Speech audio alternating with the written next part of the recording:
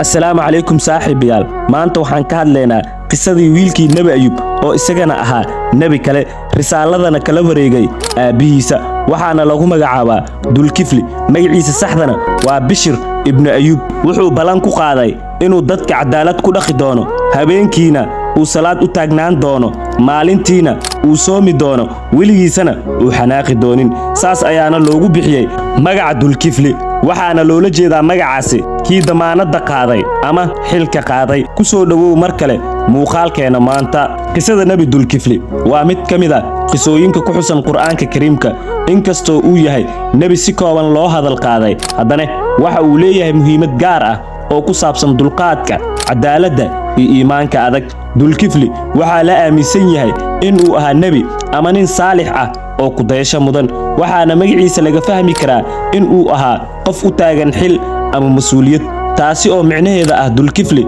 midka mas'uuliyadda qaaday Ibliis ayaa waxa uu isku dayay inuu nabi Dulkifli ka mashquuliyo salaada uuna ka xanaajiyo isagoo iska soo dhigay oday waayeel ah waxa uuna u iimaan jiray xilliga uu nasto maalin walba isagoo hadal ku mashquulin jiray balse waa uu awoodi waayay Ibliis inuu mashquuliyo uuna ka xanaajiyo ilaa iyo balantii uu alla ka qaaday uu ka oofiyo nabi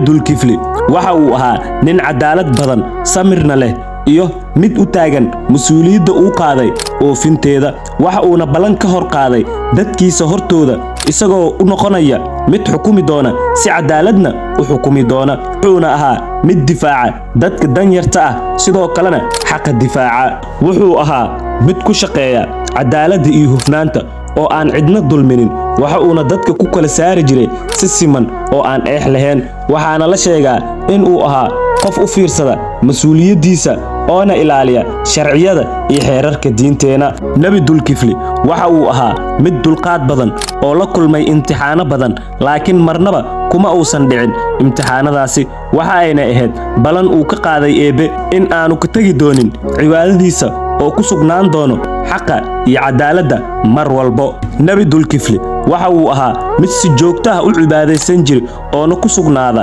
salaada iyo ducada waxa uu nabi Dulkifli ku soo hadal qaaday laba meel oo kala duwan isagoo ku amaanay cadaaladiisa iyo samirkiisa nabi Dulkifli waxa uu tusaale cad u yahay madaxda wuxuuna inoo sheegayaa muhiimadda samirka cadaaladda iyo sida loogu taagnaan karo xilka iyo mas'uuliyadda la qaaday qaabka loo guto nabi Dulkifli waxa looga dayan karaa mas'uuliyadaha culculus ee la doonayo in lagu dhaqo dulqaadka iyo cadaaladda iyadoo ay jiraan caqabado adag wuxuu tusaale fiican u yahay dadka doonaya in ay raacaan dariiqa toosan oo ay ilaaliyaan balanta ay eebe la galayaan waxaana ka baran karnaa in mas'uuliyadda ee xilka la qaadayo ay u baahan tahay samir iyo iimaan adag oo aan la gaabin karin xitaa marka la kulmo xaalado adag